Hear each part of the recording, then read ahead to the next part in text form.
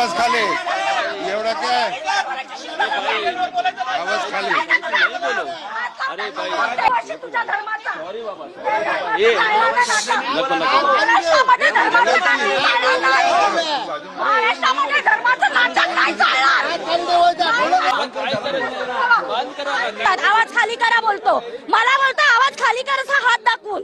चुकीचं आहे ना हे? हा, तुम्ही धर्मगुरू तुमच्या धर्मात हे शिकवतात का महिलांशी असं वागायला? आतमध्ये बाथरूम नाहीये, तुम्ही टॉयलेटचं पाणी कपडे वॉश केलेलं पाणी रस्त्यावर टाकता. तुमच्या घरात टॉयलेट नाहीये, मग उद्या बोलाल की आम्हाला आमच्या धर्मामध्ये अलाव नाहीये संडास बाथरूम मध्ये संडास करायला, मग रस्त्यावर येऊन कराल का? हा, हे चुकीचं आहे तुमचं. तुमच्या धर्मामध्ये जे सांगितलंय ते तुमच्या जैन मंदिरच्या आतमध्ये, रस्त्यावर नाही पाहिजे. खूप या लोकांची दादागिरी चालू झाली आता आणि हे कुठेतरी थांबलं पाहिजे.